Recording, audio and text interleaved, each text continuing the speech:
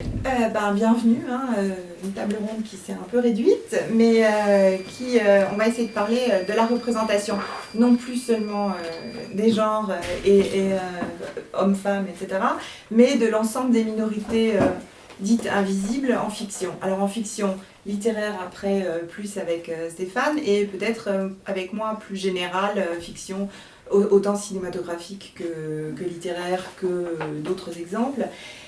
Comment est-ce que et pourquoi on ne représente pas assez les minorités invisibles dans la fiction? Alors d'abord, qu'est-ce que sont ces minorités? Alors évidemment, tous ceux qui ne sont pas des hommes blancs hétéros en pleine forme. Donc, ça résume bien un homme blanc hétéro en pleine forme, c'est le personnage classique central de la fiction. Alors, si on prend pas cela, qu'est-ce qui reste? Il reste d'abord des femmes, et si possible pas dans des rôles traditionnels, soit de femmes-objets ou de mères de famille, donc ça laisse quand même pas mal d'autres possibilités. Évidemment, les personnages racisés, quelle que soit leur origine, leur ethnie, leur genre. Donc une femme en plus qui ne serait pas blanche, c'est le top. Ça cumule au moins 2 critères. Et si en prime elle est handicapée, on a un 3e critère, puisque dans les minorités invisibles, il y a aussi tous les personnages qui portent avec eux un handicap. Alors un handicap physique, un handicap psychologique, peu importe. Mais le thème de l'autisme, souvent ça revient dans ce type de littérature, mais aussi un borgne, un aveugle, un paraplégique, etc., etc. Comment ils sont représentés et est-ce qu'ils sont représentés par leur handicap ou est-ce qu'ils sont normalisés, c'est-à-dire ils sont représentés avec leur handicap, mais pas comme une influence majeure sur leur personnage et sur l'intrigue. Et en fait, la 4e catégorie, on va dire que c'est les LGBT, quelle que soit leur orientation, dans toute la diversité des possibilités, mais ça on en a déjà quand même pas mal parlé pour ceux qui étaient là vendredi, donc on va voir un petit peu comment on passe. Alors, si on prend les motivations, pourquoi ce personnage central, c'est un homme en pleine forme, hétéro, blanc? Parce qu'à l'origine, depuis très longtemps, les auteurs étaient massivement l'équivalent de ce personnage. Alors en pleine forme, ça c'est autre chose, mais quand même. Enfin, je ne sous-entends pas que Stéphane Plateau n'est pas en pleine forme, mais dans la majorité des auteurs, on part pas du principe qu'ils ont un problème particulier.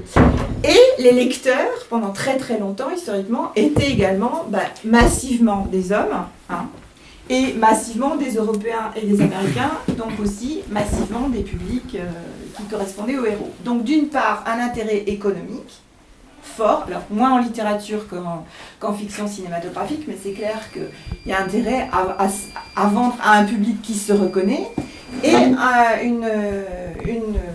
un critère d'identification, puisque les lecteurs voulaient se reconnaître dans les personnages, donc attendaient des personnages qui leur ressemblent de façon magnifiée, encore plus, alors évidemment avec des super pouvoirs, mais à l'origine qui étaient assez proches d'eux. Donc qu'est-ce qui se passe et pourquoi on avance, et heureusement qu'on avance? On avance parce que non seulement côté auteur, il y a d'autres auteurs que des hommes, mais aussi parce que les auteurs hommes prennent conscience socialement, évoluent avec leur époque, sont plus ancrés dans l'époque de Tolkien. Il n'est pas là, le fan de Tolkien qui est rangé, d'accord. On met pas on l'a Tolkien, on vous l'avait rangé. Donc voilà, donc du côté des auteurs, ça bouge, soit parce que les auteurs se diversifient, soit parce qu'ils ont une autre conscience sociétale de la situation, mais surtout, on va laisser rentrer. Alors vous avez le droit d'utiliser les genoux des autres personnes du public et de vous asseoir par terre. Oui, avec un raccord. Si possible, vous demandez à la personne qui possède 2 genoux.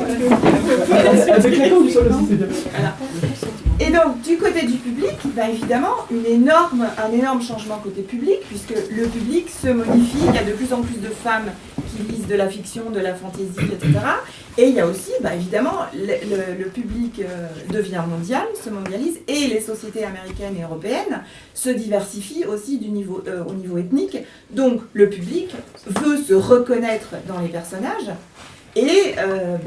Donc il faut des personnages de premier plan et pas simplement le copain, l'ami, le cousin ou le personnage de troisième plan qui apporte une petite note de couleur ou petite note féminine, alors que il y a quand même un élément central. Donc ça évolue des deux côtés et ça pousse les différents univers de fantasy à évoluer. Alors si on prend l'exemple un peu gros mastodonte de Marvel, de l'univers Marvel, on voit très très bien la modification au cours des années. Et on voit que c'est pas gagné, et puis ça y va doucement, très très lentement. Et surtout, certaines minorités sont de mieux en mieux représentées, mais peut-être au détriment de d'autres qui n'évaluent pas de la même façon et aussi vite. Par exemple, si on prend les minorités ethniques, à partir des années 60, fin des années 60-70, on a une petite avancée avec quelques héros marqués ethniquement, comme, attends, je ne sais plus comment il s'appelait, Luke Cage, et puis ce qui vient à l'heure actuelle dans le dernier film Marvel qui est sorti, en fait ça date de 66, Black Panther. Voilà, merci. Ils sont quand même dans des situations, dans les comics d'origine, très marquées ethniquement. Alors Luke Cage, il est dans une banlieue, Harlem, les problèmes ethniques autour, et l'autre, il est dans son royaume black. Donc c'est quand même assez marqué, on ne les met pas dans une situation normale, normalisée, comme les autres héros. Ils ont des univers très particuliers, mais ils sont là. Surreprésentés, alors sous-représentés par rapport à leur vrai rôle dans la société, mais surreprésentés par rapport aux minorités asiatiques, aux minorités hispaniques, etc., aux États-Unis. Donc il y a une espèce de difficulté à avancer sur tous les tableaux. Par exemple, le dernier film, qui est une vraie avancée pour la représentation ethnique, Black Panther, il y a des problèmes et des polémiques très très liées au statut LGBT, puisque il y a 2 gardes du corps de Black Panther qui sont 2 lesbiennes, et ça a été coupé au montage, toute leur histoire, etc., parce qu'il y avait des groupes de pression, et que les studios n'ont pas eu le courage d'avancer sur les 2 tableaux. Pour ne pas compromettre l'avancée ethnique, ils ont enlevé ce qui aurait pu créer des polémiques, etc. Donc il y avait tout un délire une idylle entre 2 gardes du corps femmes qui devaient fomenter une révolution lesbienne dans leur petit royaume. Ça a été complètement coupé au montage parce qu'il y avait trop de groupes de pression et que ça aurait pu mettre en péril l'image du film, le reste du film, qui présente d'autres avancées importantes. Donc on n'est jamais complètement dans le blanc ou complètement dans le noir, ou on est toujours dans des zones de gris. Alors, pour reprendre l'historique, on avance d'abord sur ces catégories ethniques. Pour les LGBT, il y a très peu d'avancées. Il faut attendre les années 80 pour avoir des premiers personnages. Et c'est des personnages complètement de 2e ou 3e ou 4e plan. Et on n'est pas encore du tout au niveau qu'il faudrait dans ces films-là pour avoir un effet marquant. Si on prend l'exemple type qui ressort à chaque fois, on a discuté pendant 3 heures avec Sarah, de Star Trek, de l'épisode, je ne sais pas si ça dit quelque chose à tout le monde, c'est une autre génération, en 68, il y a un épisode de Star Trek qui équivaut à un moment de l'histoire de la fiction, où il y a 2 personnes de races différentes qui s'embrassent. Voilà, c'est le premier baiser interracial de l'histoire de la fiction, c'est dans Star Trek. Et alors, qu'est-ce qui se passe dans Star Trek ? Très très tôt, on a des relations interespèces. Alors, il y a des espèces toutes blanches, des espèces toutes noires, des espèces toutes asiatiques, etc. Mais interespèces. C'est une espèce de parabole parce que les producteurs n'avaient pas encore le courage de passer le cap jusqu'en 68, mais étaient quand même, eux, socialement dans l'idée qu'il fallait. Donc, on utilisait la planète machin avec la lune truc, allez hop, un avec des petites oreilles et l'autre avec des petites antennes. Là, ça passait, pas de problème. Donc, c'était une espèce pour habituer le public à une espèce de mixité, pour arriver en 68, enfin, à dire les choses telles qu'elles sont, à les montrer telles qu'elles sont, et à prendre des humains normaux avec un type de mixité. Je dis encore un mot sur les handicaps, et après, hop, on passe dans la réalité actuelle. Sur les personnages handicapés, en fait, on a moins le problème. Il y a, dès le début de l'univers Marvel et des autres univers, pas mal de gens handicapés. Alors, il y a des borgnes, il y a des des aveugles. Il y a Doctor Strange, par exemple, qui perd l'usage de ses mains, etc. Donc, il y a toujours des choses comme ça. Iron Man, c'est pareil. Si on prend le principe, il n'a plus de cœur, donc c'est quand même un petit handicap, quoi. Donc, voilà. Après, chez les... X-Men. Il y a le fondateur qui est paraplégique, etc. Donc, il y a quand même pas mal de personnages, mais généralement, leur super pouvoir compensent leur handicap. Et au final, quand ils se transforment en super-héros, ils sont autant super-héros que Monsieur Tout-le-Monde qui s'est transformé en super-héros. Alors là, c'est pareil, c'est à double tranchant. Qu'est-ce qu'on fait? Est-ce que, pour bien les représenter, il faut qu'on les laisse avec leur handicap et qu'on représente ce handicap de façon... Ou est-ce qu'on considère que pour bien les représenter, ils ont le même droit au même super-pouvoir que celui qui n'a pas de handicap. Donc il y a toute une discussion polémique sur la représentation elle-même, parce qu'on est dans des choses un peu de frontières entre les avis des gens sur la qualité de la représentation. Voilà. Donc moi, ce que j'aimerais savoir aujourd'hui avec Stéphane Plateau, c'est justement, quand on est un homme blanc tout en pleine forme... Tu n'as pas osé dire hétérosexuel parce que je ne t'ai pas posé la question. Je ne t'ai pas posé la question avant, donc je laisse ce chapitre dans le flou. Tu l'arrêteras ou pas. Comment est-ce comment on évolue, quand on écrit, on n'apporte pas son modèle dans ses personnages, son vécu dans ses personnages, et comment on pense des personnages loin de soi, en fait, loin de sa propre personnalité. Ouais, ça fait plusieurs questions. Hein. Oui, mais alors, tu peux répondre. Donc, déjà, la sensibilité à la question. Parlons déjà de ça. Moi, ce qui m'avait frappé, pour revenir un peu sur l'historique, c'est que, par exemple, dans Star Wars, il y avait des extraterrestres avant d'avoir des noirs. Oui, par exemple. C'est ça, c'est l'intergalactique avant. Alors, il y a une femme, mais c'est une princesse. Mais c'est quand même une féministe, toujours. Hein, donc, quand même, on va pas revenir sur l'histoire du baiser volé par Han Solo qui a fait couler tant d'encre. Mais par contre, le premier personnage noir qui arrive, c'est Lando Calrissian, mais qui est ceci dit en position de nanti. Donc, il y a une évolution, quoi. C'est pas le larbin noir, c'est vraiment c'est un prince de cité. Voilà. C'est plutôt Han Solo qui apparaît comme le mauvais garçon qui n'a pas réussi à côté du mauvais garçon qui a réussi, quoi.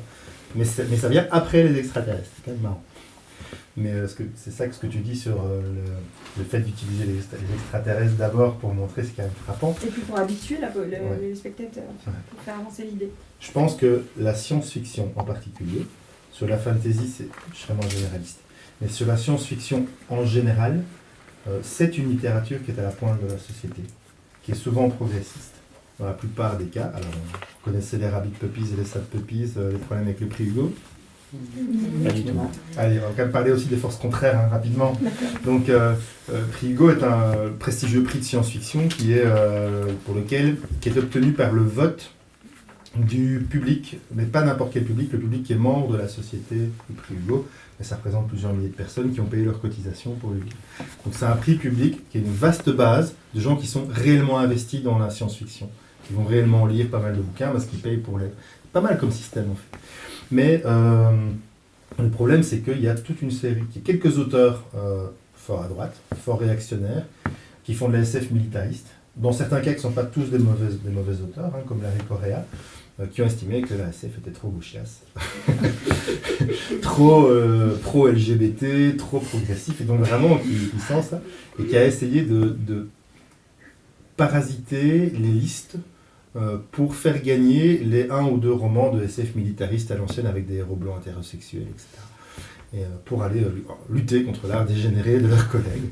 Et donc ils ont fait des disciplines de vote dans lesquelles les membres devaient voter sur tel titre et tel autre, tandis que les autres voix se dispersent évidemment en face, pour essayer de les faire passer dans les prix. Donc ça a mis vraiment en danger le prix Hugo, ça a fait toute une série de problèmes.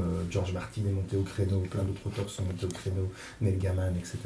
Parce que c'était vraiment le système était déloyal quelque part, il y avait vraiment la perversion du système démocratique pour essayer de tricher et de mettre en valeur et de faire gagner. Parce que leur constat de départ, c'était jamais un roman de droite militariste ne gagnera, il n'y a pas de pluralité des idées dans ce prix. Si tu n'es pas de gauche et progressif, tu ne gagneras pas le prix. Si tu es contre le mariage gay, tu ne gagneras pas le prix. Ce qui est peut-être pas faux. mais tant mieux. Voilà. Voilà. Donc voilà, il y a des forces contraires, en particulier aux États-Unis. Mais sinon, la science-fiction a toujours eu ce rôle, souvent, dans 90% des cas, a ce rôle progressif, qui est quand même intéressant. Alors, au niveau de la fantasy, je serais moins catégorique, parce que c'est a priori une littérature tournée vers plutôt la société traditionnelle, le passé, les racines, les mythes, les traditions. Mais en fait, c'est pas vrai non plus. Je pense que dès le départ, il y a chez différents auteurs une sensibilité, mais je pense qu'actuellement en particulier, la fantasy est en train de se rapprocher de la SF, à la fois par la largeur, par l'amplitude des thèmes qu'on peut mener. On s'autorise, notamment la jeune génération francophone, je suis belge donc je ne dis pas française, francophone ils sont bien. Mais il y a une jeune génération francophone qui s'autorise de plus en plus de traiter de thèmes universels, de l'humain en général. Moi c'est ce que j'appelle la fantaisie humaniste. Pour l'instant je crois que je suis seul à l'appeler comme ça, mais par contre j'ai inclus là-dedans des auteurs comme Estelle Faye ou comme Nnedi Okorafor. Alors parlons de Nnedi Okorafor. Qui connaît Qui a peur de la mort? Donc c'est un prix Hugo, je pense. Oui, je pense. Ouais. C'est une Afro-américaine qui a écrit un bouquin qui est merveilleux, que je vous recommande, avec une héroïne black et noire. On ne dit pas black, je pense. Ça dépend du pays. Moi, ça j'étais en dépend. Allemagne et Ouais. c'est pas les mêmes termes. Ça se gêne pas. C'est pas un côté de l'autre. Voilà. Mais qui est une sorcière et qui est, donc c'est une Afrique post-apocalyptique, qui est pas très différente de ce qu'on a pu connaître dans des pays comme le Libéria, etc. Vraiment très dur. Et c'est une sorte de sorcière qui est la fille d'un viol interethnique. Son papa, qui est un sorcier, est le génocidaire en chef. Sa maman appartient à l'ethnie génocidée. Elle se fait violer, elle naît, et comme elle naît, elle a des pouvoirs de sorcier. Et comme elle est enfant entre les deux, elle est un peu rejetée partout. Et elle va, dans le bouquin, affronter son père sorcier, s'opposer au génocide. Et c'est un bouquin qui parle de quoi? Au premier degré, c'est un bouquin qui parle de sorcellerie africaine. Chouette, de la fantaisie africaine. Chouette, de la sorcellerie africaine, c'est nouveau, c'est un nouvel univers, c'est attirant, c'est neuf. Je suppose que ça vous donne envie. Ouais. Voilà. Derrière, bah ouais, mais il faut le lire. Ça vaut vraiment la peine. Alors, derrière, on a quoi? On a des sujets graves. On a la question du génocide interethnique. On a la question du viol comme arme de guerre. Je ne sais pas si vous avez un peu suivi ce qui se passe au Congo, dans l'est du Congo. C'est une abomination. C'est vraiment une abomination. Comment le viol pour détruire les femmes, pour détruire leur corps, pour les rendre incontinentes, pour détruire les familles, pour détruire le lien social, et in fine pour s'approprier des terres. C'est du génocide. C'est un des sujets.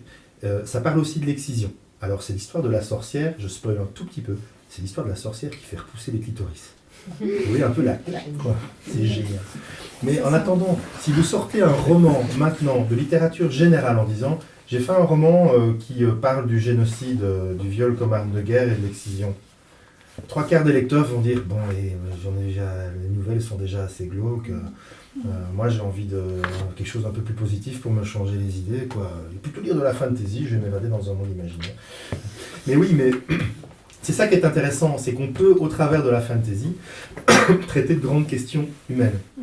Voilà. On en avait parlé vendredi, l'auteur Lynn Fleming qui fait la saga qui a fait le Royaume de Tobin, c'est la même idée. Ce genre de problématique de sortir, être dans le mauvais corps et vivre avec un corps qui n'est pas le sien, du sexe qui n'est pas le sien. Si on écrivait un roman là-dessus, tout le monde dirait oh là là, quelle horreur, ça suffit, c'est tout le temps la même chose, et le lobby machin, et on n'en peut plus, etc.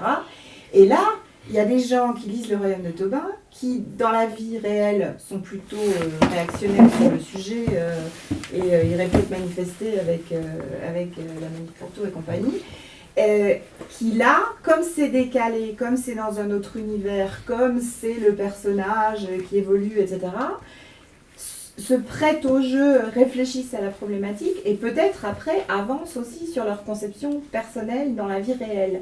On peut faire ça sur plein de sujets, sur l'écologie, etc.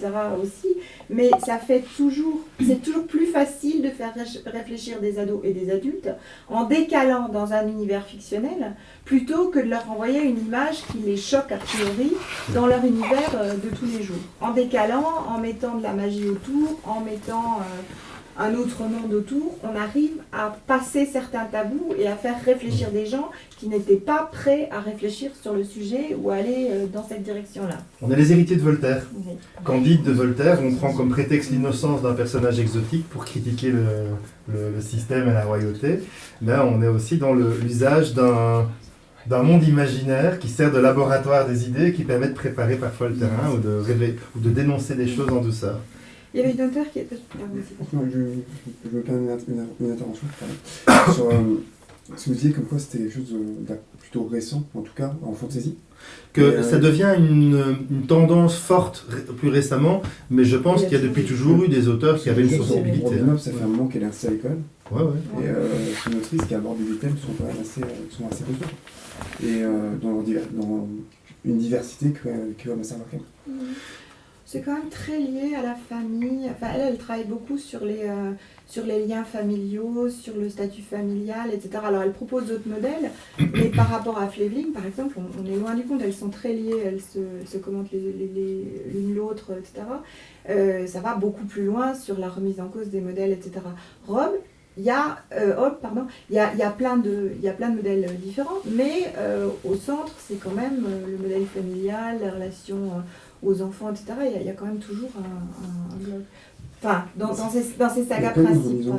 Mais le soldat chaman, franchement. Ah oui, dans le chaman, c'est ouais. vrai. Non mais Robin Hobb l'assume parce qu'elle me l'avait dit un jour de vive voix que c'était que la fantasy permettait de traiter des thèmes avec un détachement du réel qui rend les choses plus faciles à accepter parce que c'est un monde imaginaire et qu'en plus il y a une certaine neutralité. Elle prenait des exemples très concrets, tu fais une guerre, tu prends les Russes et les Américains, tout de suite c'est connoté, tout de suite les gens tiennent avec les Américains. Bon, avec les Russes, c'est selon. Mais tandis que si c'est deux pays imaginaires, tu peux alors traiter vraiment de sujets tels que l'horreur de la guerre avec plus de neutralité. Tu crées un terrain neutre, c'est plus reposant pour l'esprit, les gens se sentent moins impliqués. Mais elle l'assume, hein. Oui.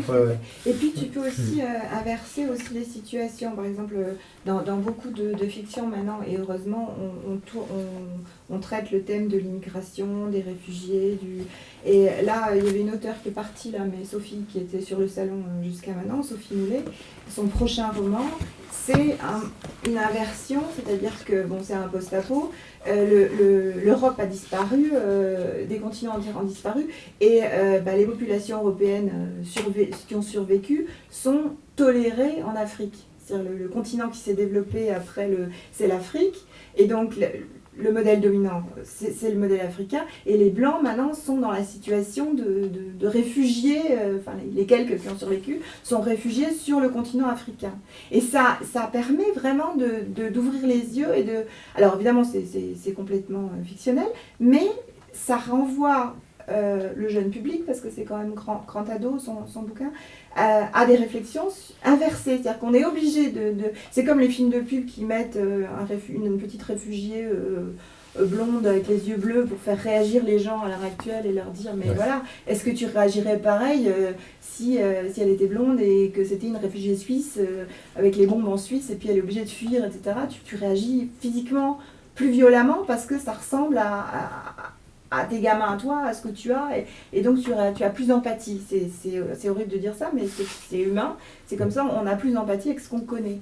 Et donc, de renverser le modèle, ça permet de faire réfléchir à la situation actuelle inverse sans imposer cette réflexion, en la permettant. Je pense qu'on peut être fier d'être des acteurs, des lecteurs du monde de l'imaginaire, parce que c'est vraiment le monde de l'imaginaire qui a été et qui est toujours à la pointe, ou parmi en tout cas les gens à la pointe pour ces réflexions, pour créer le monde de demain, quoi. Et ce qui est beau, c'est que non seulement on peut rêver le monde de demain, mais que ce rêve a un vrai pouvoir. Ça influence les gens, il n'y a rien à faire. Il y a des gens qui sont marqués par Star Wars, qui sont influencés dans leur façon de penser par Star Wars ou par le Seigneur des Anneaux. Et donc, en créant maintenant les œuvres de demain qui sont des œuvres progressives, on arrivera à quelque chose. Au niveau LGBT, par exemple, je suis scié des réactions de ma fille de 14 ans, qui dit « Ah papa, le jour où je te ramènerai un petit copain ou une petite copine, je sais pas encore, on va voir, j'en sais rien, on découvrira, mais relax, mais alors, mais zen total. Comme tu veux, ma fille. » Mais c'est gay quand tu vois que... c'est gay au sens belge.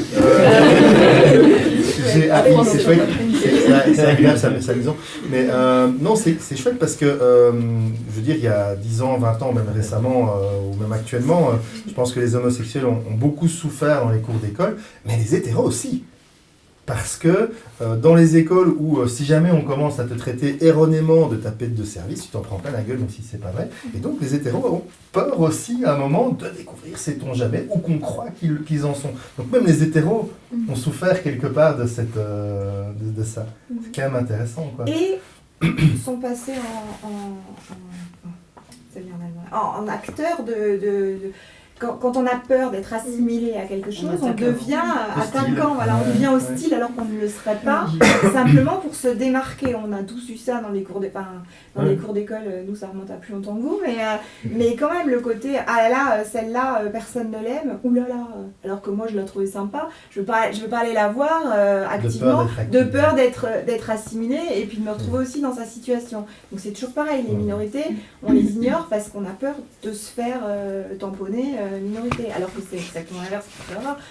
C'est toute la polémique sur, enfin toute la problématique sur le fait d'agir et de ne pas être de laisser faire quoi. Laisser faire, c'est aussi grave que d'agir négativement sur le principe. Mais donc voilà, alors la science-fiction reste dans ce rêve d'une société meilleure. Elle la bâtit, elle contribue à la bâtir, à en montrer la normalité quelque part. Et puis, parce qu'une fois qu'on l'a imaginé dans un monde de Star Trek, de Star Wars ou de quoi que ce soit, le transposer au monde réel devient beaucoup plus facile. Vraiment, la barrière est déjà largement tombée. Elle est aussi là pour dénoncer les dangers et les risques de retour en arrière, parce qu'on a des forces contraires dangereuses pour le moment.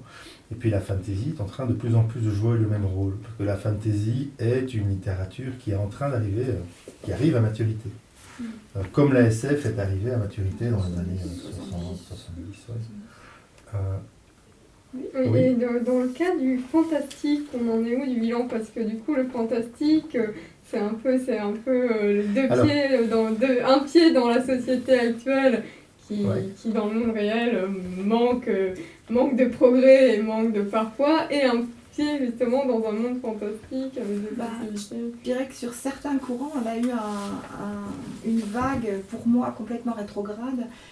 Tout ce qui est lié à heureusement, ça commence à disparaître un peu, à l'ado vampiresque, etc. Pour moi, c'est horrible. Enfin, je veux dire, c'est vraiment... c'est l'apologie, c'est une apologie sexiste, blanche, de vraiment... Alors, l'idéal, c'est comme les modèles à l'heure actuelle, les mannequins à l'heure actuelle.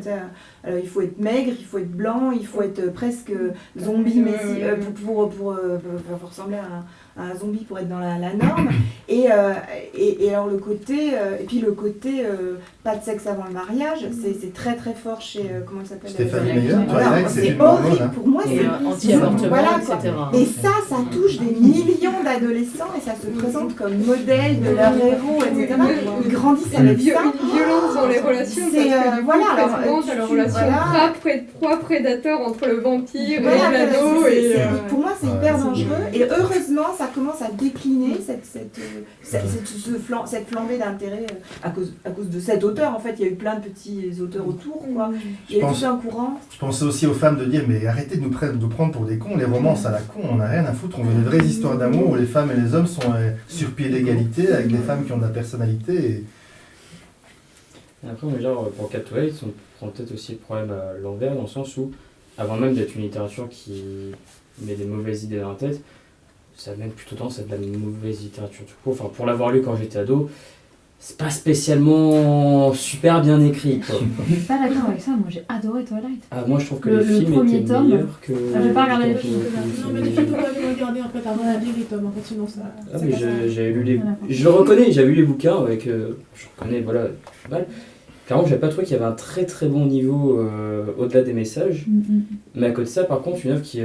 parce qu'on parlait du coup de mauvaises idées et tout, est-ce que Lovecraft publierait aujourd'hui? Est-ce qu'on le laisserait quand même... est-ce qu'il faudrait essayer de faire en sorte qu'il ne puisse pas avoir de prix ou quoi? Ou est-ce que le fait que ce soit de la bonne littérature passe avant. Parce que Lovecraft, quand après avoir lu La Rue, c'est quand même dur de dire que c'était... C'est sexiste, raciste.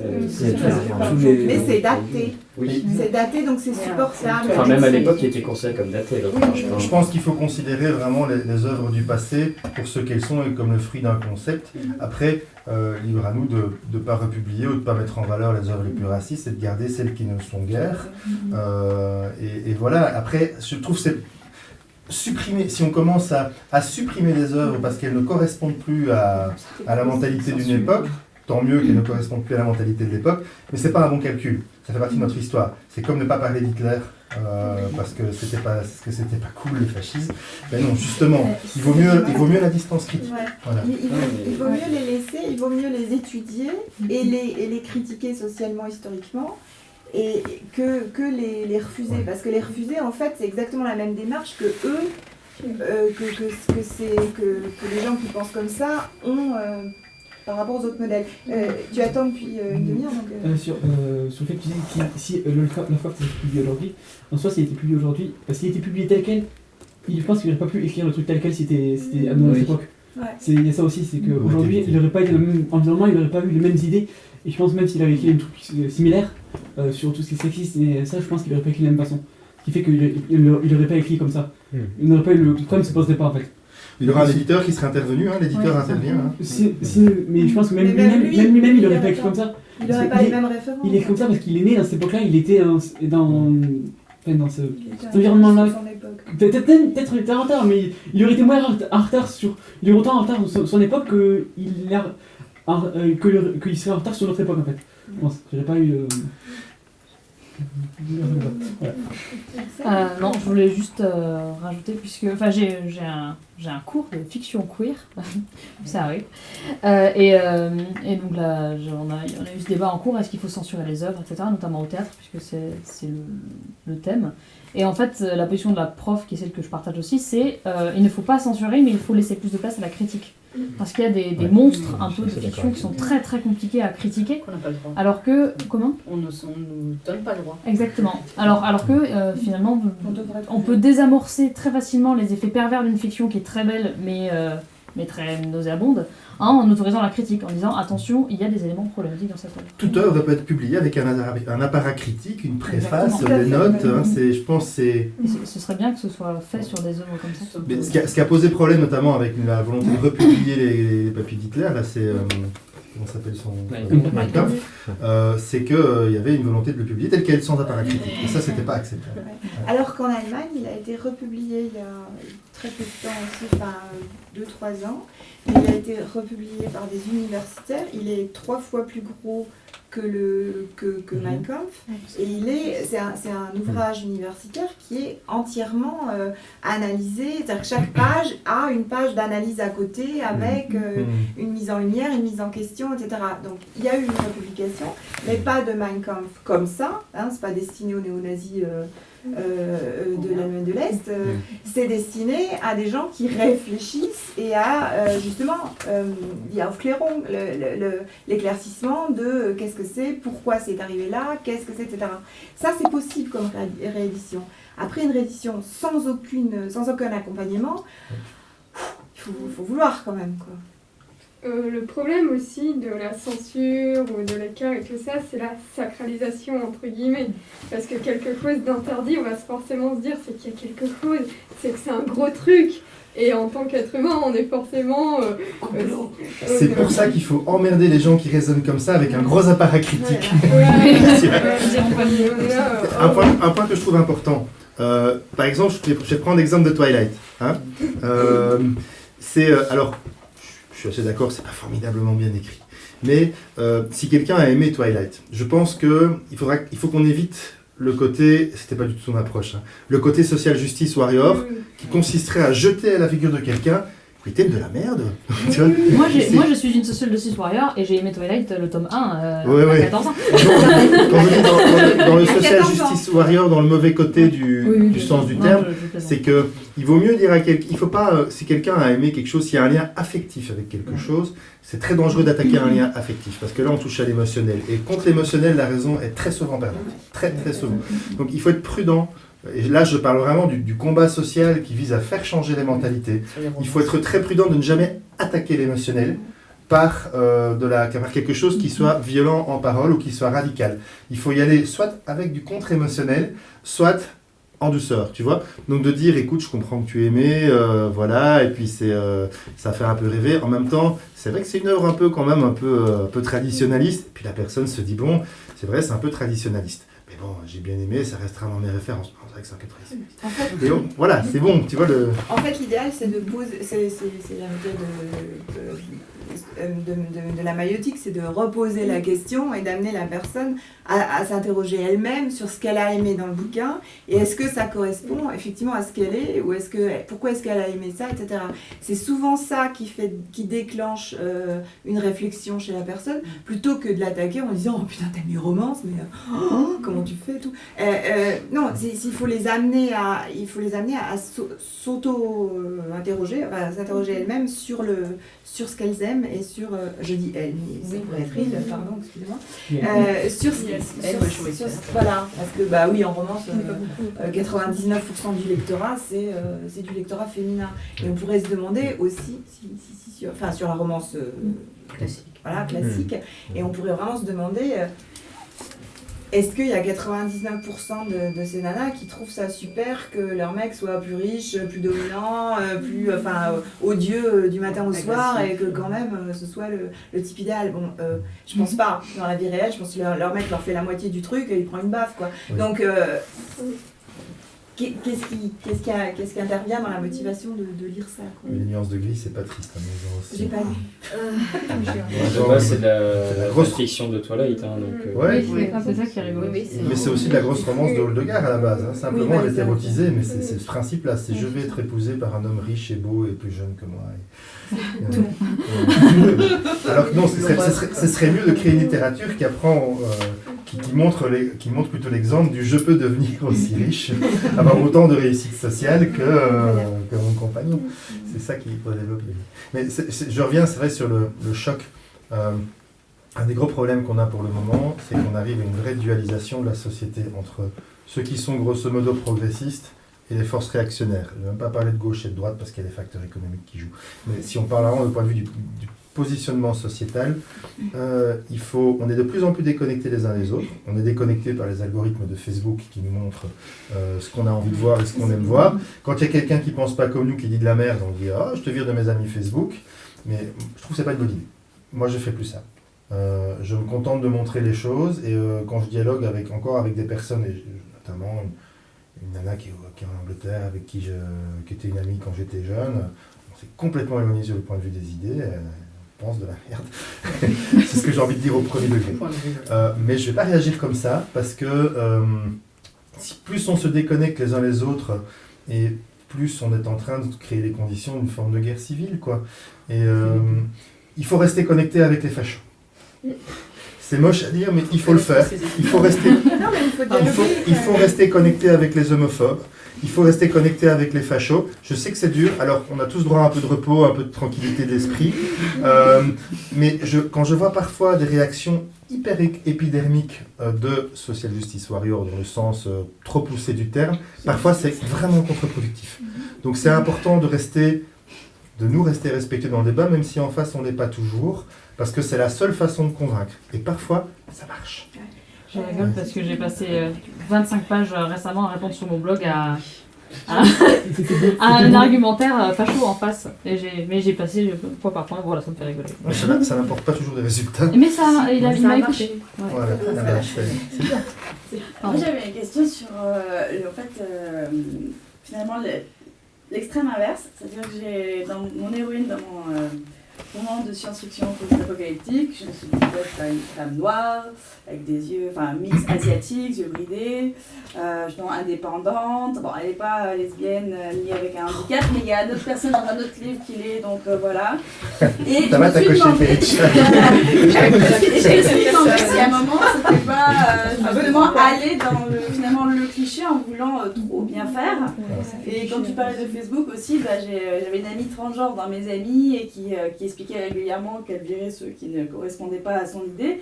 Enfin, très raccourci dit comme ça, mais voilà, qui en tout cas ne respectait pas en tout cas son identité.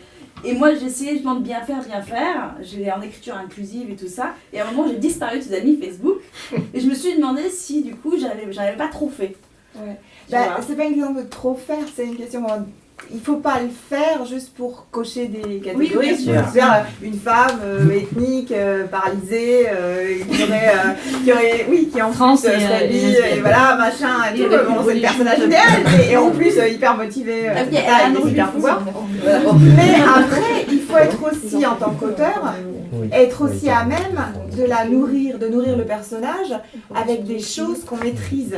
Moi, je sais que il y a toujours un débat parce que forcément, on crée des personnages qu'on est capable de nourrir au niveau psychologique et au niveau. Alors, c'est vrai que souvent, c'est plus facile. Pour quelqu'un qui a peu de rapport avec d'autres origines ethniques ou le milieu des LGTB, c'est peut-être plus facile de créer des... Il y a un temps, il y a les mêmes lettres. Hein. Ouais, mais en allemand, c'est pas les mêmes... Enfin bref, on va pas rentrer là-dedans. Mais... Est-ce qu'il y a une priorité entre B voilà, c'est pareil. Non mais... Si après le personnage il est créé de toutes pièces et il n'a aucune crédibilité au niveau épaisseur psychologique, ça sert à rien. Quand tu écris un truc adolescent par exemple, tu as un groupe de copains. Alors tu fais en sorte que le groupe de copains il soit pas tout blanc, tout masculin et puis tout en pleine forme. Bon alors tu mixes un peu. Mais après, il faut avoir des référents personnels, quoi. Moi, j'ai des gamins qui ont l'âge des personnages que j'utilise et ils ont, heureusement, la vie est belle, ta fille est prête à te ramener tout ce que tu as, elle vient sur mon sofa au milieu du salon, j'ai vraiment tout le monde entier et ses annexes sont dans mon salon. Donc, j'utilise en fait souvent des éléments tirés des gamins que je connais, etc.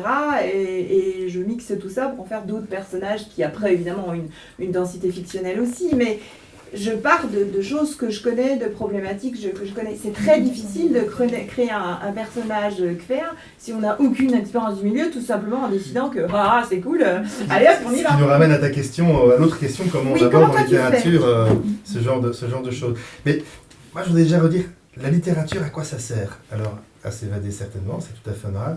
Ça sert à ouvrir l'esprit, à montrer que d'autres choses sont possibles, et c'est ce que Star Trek a fait par exemple en montrant des relations interraciales, éventuellement sous forme symbolique, et là l'imaginaire est très très fort. Ça sert aussi à poser des questions morales, et pas toujours à y répondre, ou en tout cas pas à y répondre avec des réponses simplistes. C'est pour ça qu'à partir du moment où un roman devient un pamphlet ou un manuel idéologique et que ça se sent trop, là vous allez vous desservir.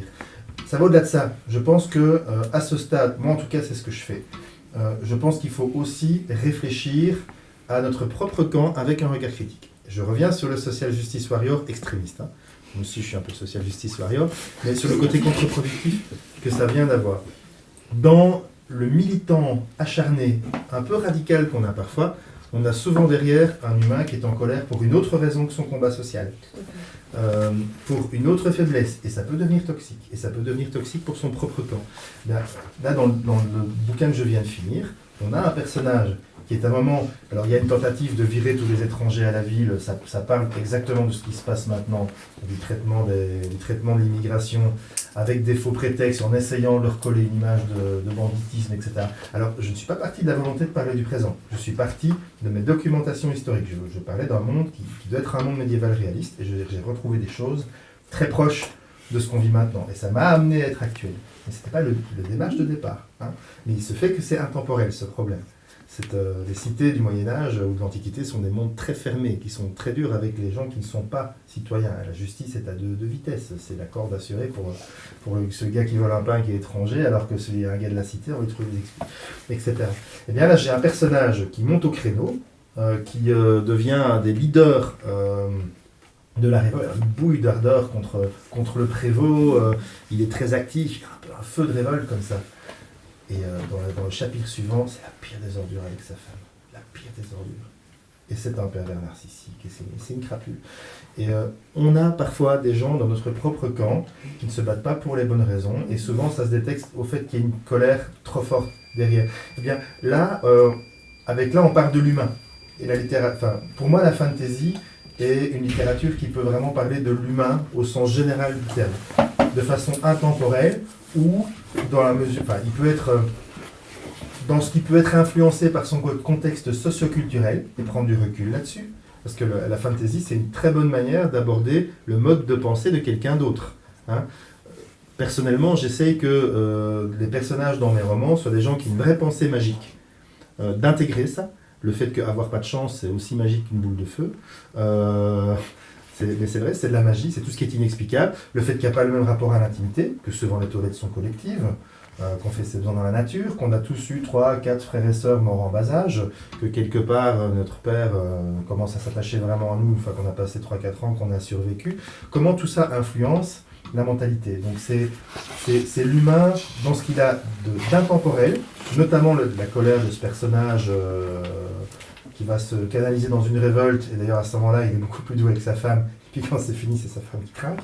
Là on parle de phénomène humain, de psychologie qui est universel, et par contre dans d'autres aspects on parle de ce qui est contingent, de ce qui est dû à une époque.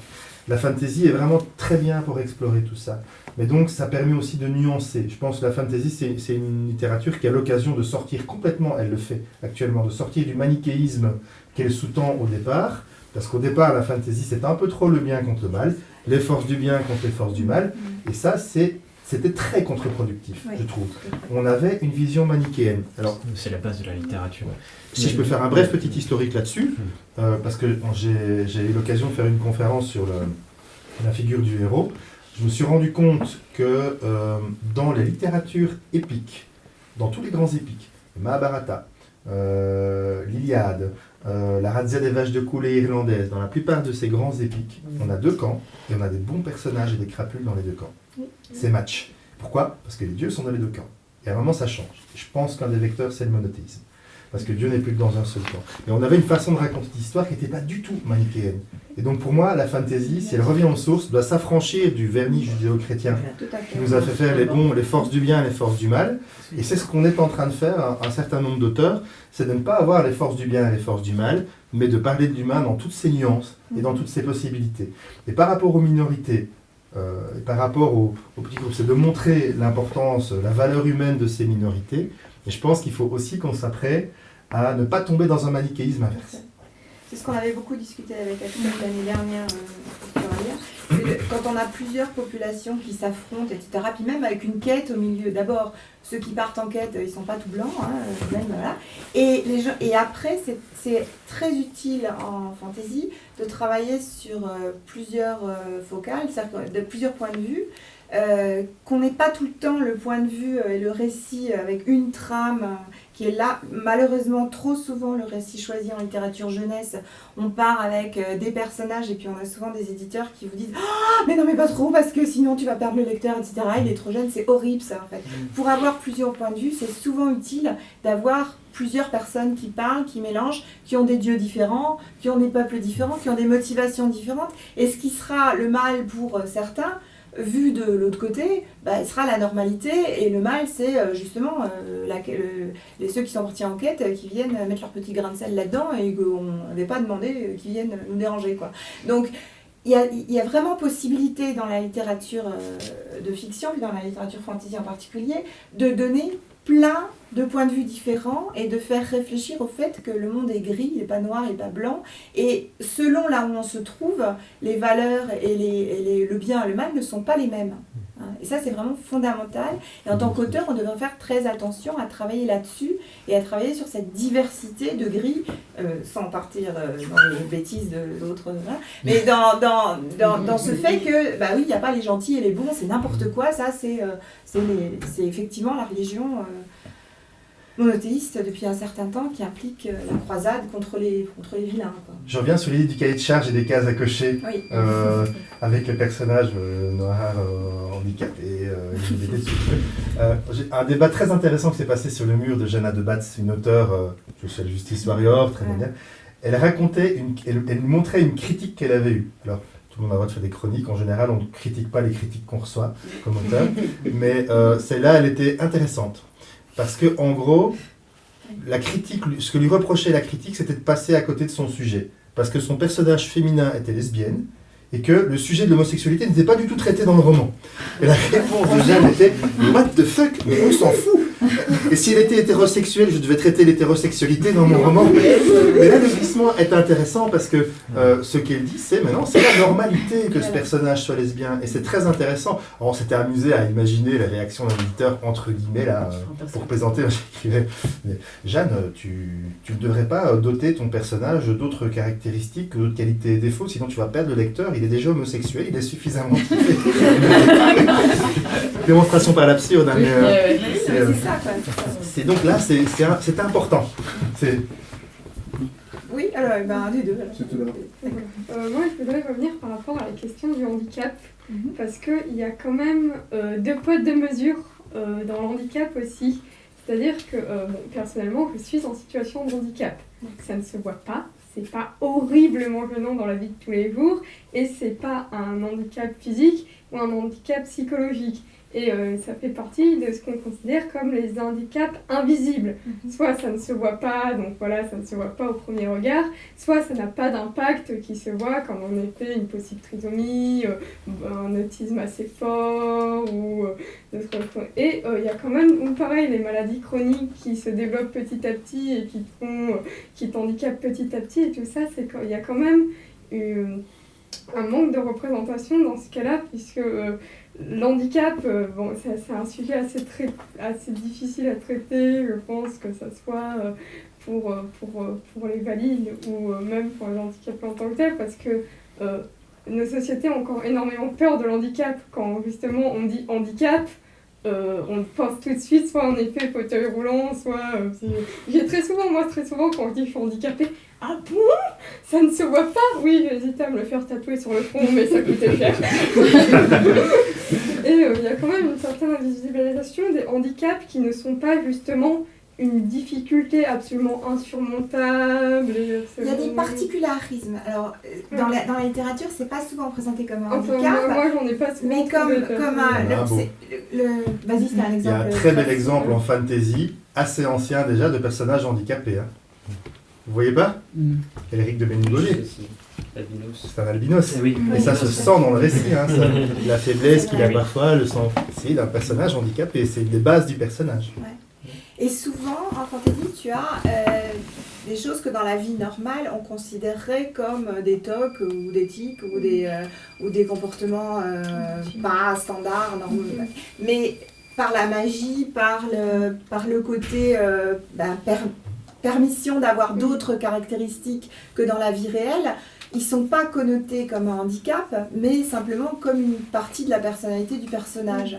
Donc je pense que c'est moins... Évidemment, on voit tout de suite, quand il y en a qui est assis en fauteuil roulant, comme dans X-Men par exemple, bon, c'est clair. Les autres, je pense que si, ils sont là, mais ils ne sont pas décrits comme handicapés ou ils ne sont pas tamponnés, si tu veux, justement, je comprends ton exemple, comme un handicap, mais simplement comme des caractéristiques différentes. Alors évidemment, l'autisme, c'est très traité, mais au-delà de l'autisme ou des autismes légers, on va dire, des caractéristiques qu'on pourrait identifier, nous, comme des situations de handicap, mais qui ne sont pas décrites comme des situations de handicap. Je pense que c'est même un motif récurrent en fantasy. En fait. C'est ça, la malédiction, la maladie qui ronge. Et puis aussi l'interaction sociale des gens qui ont des problèmes d'interaction sociale, etc. C'est pas considéré comme un handicap, c'est considéré comme la personnalité de l'auteur. Enfin, de l'auteur. De l'auteur pointriste. C'est considéré comme la personnalité du personnage. Tu voulais parler de ça?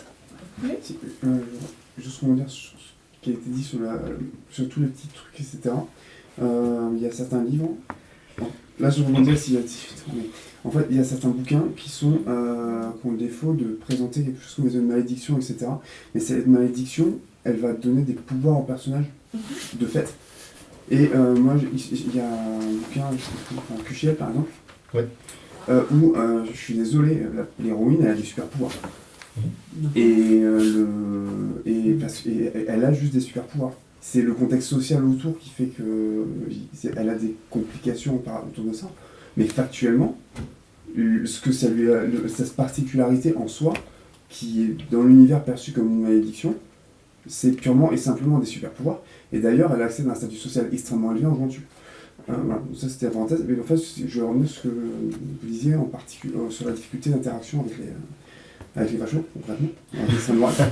C'est difficile. Mais j'ai une énorme difficulté parce que en fait, je me suis avalé des heures et des heures de vidéos ou de textes qui étaient écrits par les Saint-Droite. J'ai essayé de les comprendre. Je pense que j'y suis à peu près arrivé sur beaucoup de points, y compris dans leur diversité. Et en l'occurrence, c'est impossible de discuter avec quelqu'un qui te dit « je te méprise », même pas parce qu'à cause de ce que tu penses, mais à cause de ce que tu es. C'est infaisable. Ça peut être très très difficile. Je ne veux jamais jeter la pierre du fait de ne pas le faire. Je pense qu'il faut éviter la déconnexion extrême parce qu'évidemment il y a le facho extrême qui n'est pas récupérable et là la seule chose à faire c'est de le minoriser pour que son discours devienne inaudible. Et pour ça il faut travailler avec les gens qui glissent vers le fascisme ou qui sont finalement de braves gens qui n'ont pas eu la même chance que nous d'être dans un milieu socio-culturel qui leur a permis d'avoir des idées qui sont pas la même. Mais c'est pour dites ça. jamais comme ça, ne leur dites jamais comme ça. C'est pour ça que l'univers fonctionnel peut faire réfléchir ces gens-là sans les braquer. C'est une médiation. Voilà. Non, on remet là-dessus. Sur la fantasy, justement, les SF qui oblige les lecteurs à se dire que le monde dans lequel il est n'est pas mondial, il oublie l'aspect des trucs dès le départ. Tu peux pas lire la fantasy en mode je connais déjà tout, je suis obligé d'expliquer, et du coup ça permet de plus facilement obliger le lecteur à réfléchir à des trucs, tous les préjugés, il les a beaucoup moins puisqu'on est obligé de virer des préjugés pour pouvoir faire de la fantasy, même en lire en fait. Oui, tu admets le monde tel qu'il est posé par l'auteur. Donc s'il y a des détails, ça permet de plus permissif justement de faire glisser les gens qui justement se diraient avec les mêmes mecs sur le même cas, juste en changeant des noms, je pense que ça passe. Ça permet de justement les gens qui étaient un peu là-dedans les faire glisser vers ça pourrait éventuellement les faire glisser vers le côté du bien, non entre guillemets, on va dire le côté du bien. C'est mal, vous voyez. On va dire le côté progressif. Oui, tu peux faire beaucoup avec la nature de ton monde, tu peux créer une logique, tu crées une logique, tu es un démiurge, mais cette logique peut avoir une influence. Imagine par exemple tu fasses une œuvre dans laquelle, je prends un gros motif, pour faire arriver l'élu, tu as 7 royaumes, et pour faire arriver l'élu, tu dois absolument créer des mariages entre les 7 royaumes pour arriver à quelqu'un qui a le sang de tout le monde. Et là, tu arrives à quelque chose, un Kwisatz Haderach ou quelque chose dans le genre. Tu imagines ce que tu dis en même temps. Tu dis que le mélange racial est ce qui permet d'arriver à un humain meilleur. Tu vois. Donc la nature du monde, le côté magique que tu mets en place peut induire vraiment quelque chose. Dans un gros succès, une grosse production qui reprend exactement ça, c'est Divergent. Voilà. C'est ça l'idée, quoi. C'est tout le temps, toute la première partie de l'histoire, le bien c'est chaque fraction, etc. Et puis finalement, l'arrivée complète de l'humain, etc. c'est le mélange des fractions ou l'absence de fractions. Alors non, c'est un peu très, très carré dans Divergent, mais c'est ado. Mais c'est exactement ça l'idée. Et avec ça, tu peux faire réfléchir des ados qui viennent d'autres milieux, peut-être que c'est pas du tout comme ça, et les amener vers un côté, une ouverture possible. Sur la question du handicap, déjà ce que tu dis sur le fait que, je ne connais pas le livre dont tu parles, mais l'héroïne a des super pouvoirs et c'est le monde social qui la handicap. En fait, c'est totalement... c'est pour ça qu'on parle de situation de handicap et pas de personnes handicapées maintenant. C'est parce qu'en fait, c'est pas aux personnes de s'adapter à la société, c'est à la société de s'adapter aux personnes. Et ça, peut-être que ça peut mettre en lumière ce fait-là que... mais je connais pas du tout là dont tu parles. Le défaut, c'est que c'est vendu comme étant une malédiction, même...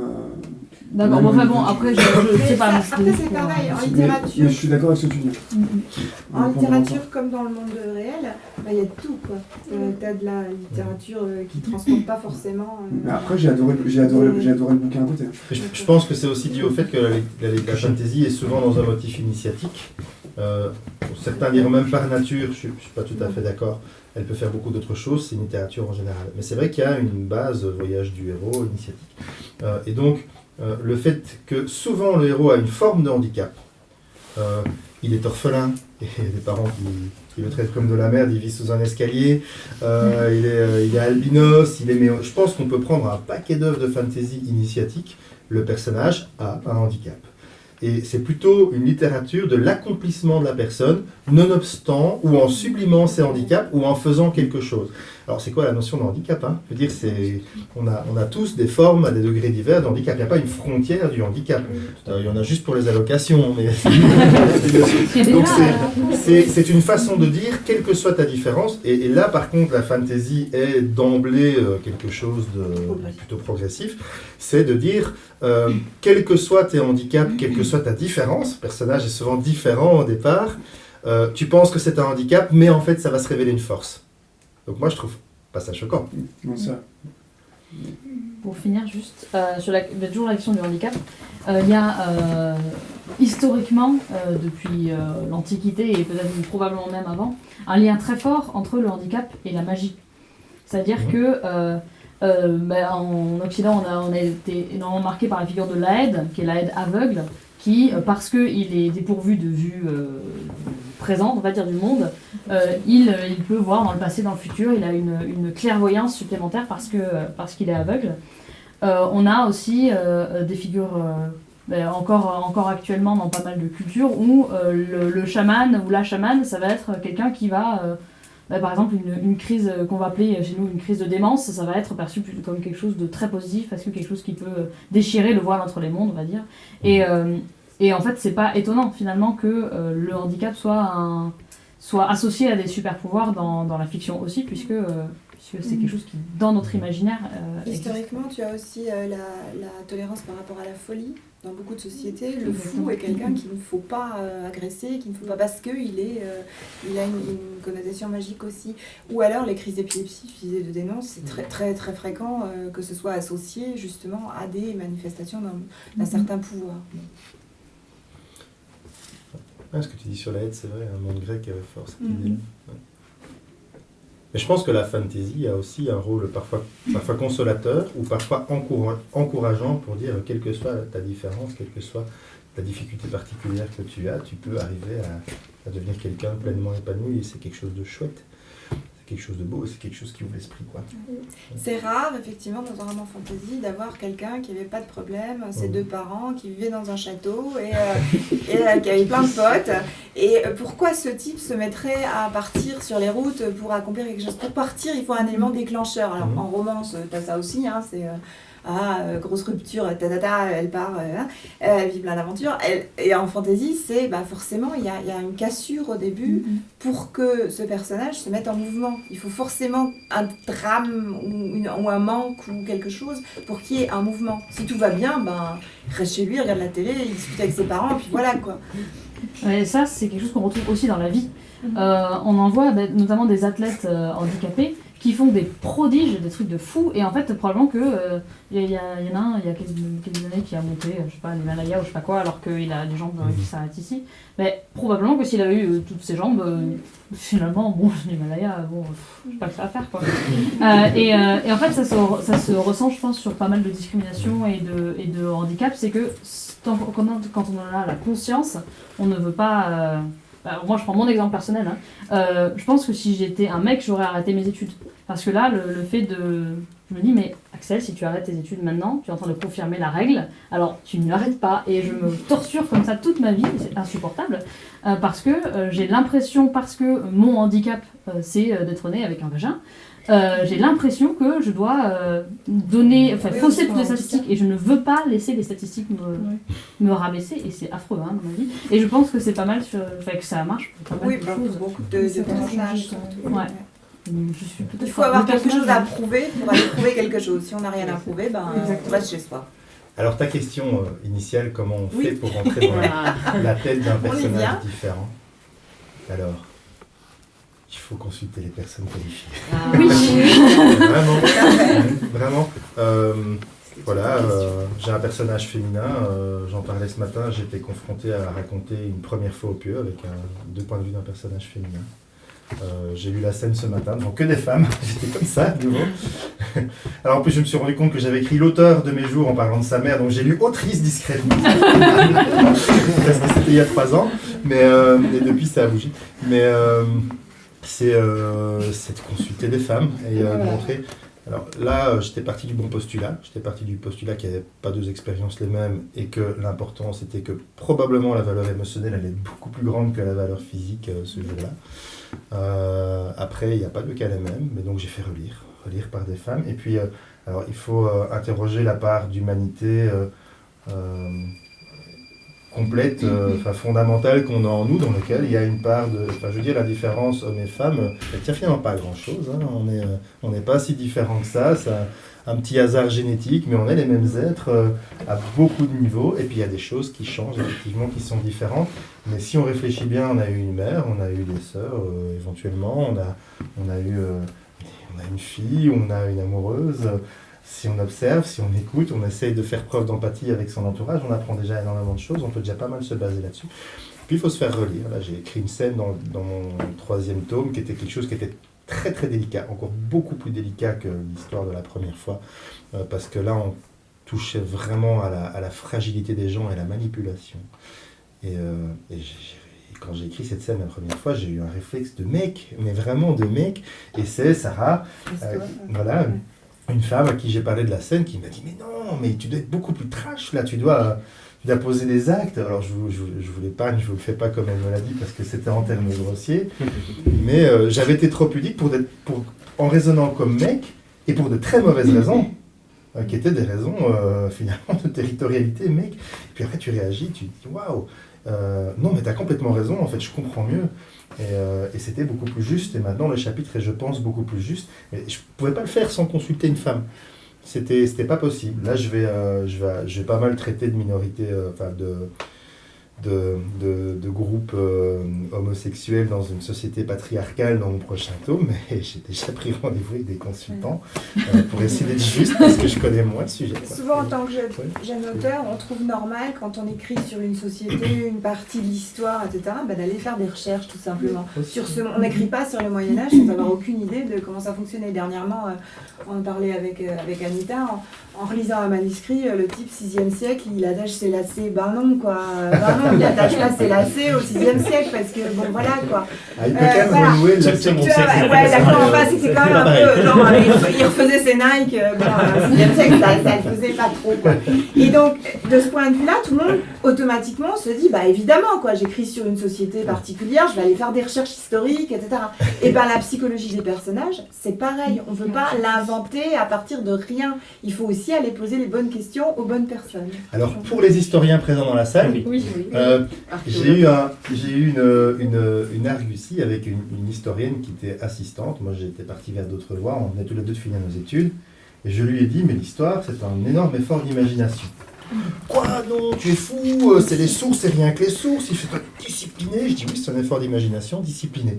Mais c'est un effort d'imagination parce qu'il faut rentrer dans la mentalité de la personne qui a écrit la source que tu lis. Et c'est la seule manière de pas... Et toutes tes études d'histoire, tu fais l'effort d'imaginer le monde, comme médiéviste dans mon cas, dans lequel on vivait. Et au bout de 2 ans à bosser sur mon mémoire d'histoire médiévale, tu finis, au moment où j'ai pris l'informatique et l'arrivée d'Internet dans la gueule, tellement ça m'était devenu étranger à force de travailler tous les jours dans une autre mentalité. Vraiment. D'ailleurs, je me suis bien fait une image de synthèse frénétiquement pour me la mais il faut imaginer et il faut le faire avec empathie. Alors, c'est ça, en fait. Quand tu deviens auteur un peu trop, ça peut devenir presque gênant. C'est prenant après. Parce que tu finis par imaginer des façons de mourir. Ah, et qu'est-ce qu'on ressent quand tu as une lame qui traverse, alors ça tire un peu sur tes tripes, tu sens tes tripes. Et tu imagines vraiment, ça va faire un peu comme quand t'es vraiment tendu, alors c'est tendu et douloureux en même temps. Puis c'est assez difficile d'aller poser la question à quelqu'un qui l'a vécu. En plus, c'est un problème, des fois j'imagine des morts, quoi, Mais c'est vraiment faire preuve d'empathie, quoi. C'est être auteur, c'est faire preuve d'empathie. Et je pense qu'il faut faire valider, vraiment, par les personnes concernées autant que possible, si vous voulez être juste. Mais l'empathie fait déjà beaucoup. Axel, Alors, je voulais juste une anecdote que je rappelle un peu à chaque fois qu'il y a ce genre de situation. Il y a 3 ans, je crois, j'ai organisé une table ronde pour discuter du jeu de rôle, et notamment de la place des femmes dans le jeu de rôle. Et il y a... tu étais là, tout à fait. Et il y a Jérôme Larrey, donc Brand, qui est un auteur de jeu de rôle toulousain, qui parlait sur la question des jeux de rôle historiques et est-ce qu'on met des personnages féminins ou pas. Et il a dit mais si vous mettez pas de personnages féminins, ça veut dire que vous partez du principe que la vie de votre mère, de votre grand-mère, de toutes les femmes de votre famille jusqu'à vous était chiante. Et j'ai trouvé cette phrase très très frappante parce que c'est ça, c'est dire on ne met pas de femmes dans les histoires, ça veut dire vous trouvez que toutes les femmes jusqu'à vous ont été inintéressantes, ont eu des vies inintéressantes. D'ailleurs, j'ai hâte de jouer le nouveau perso que je viens de tirer. Une femme noire, ça va être cool. Un peu d'empathie.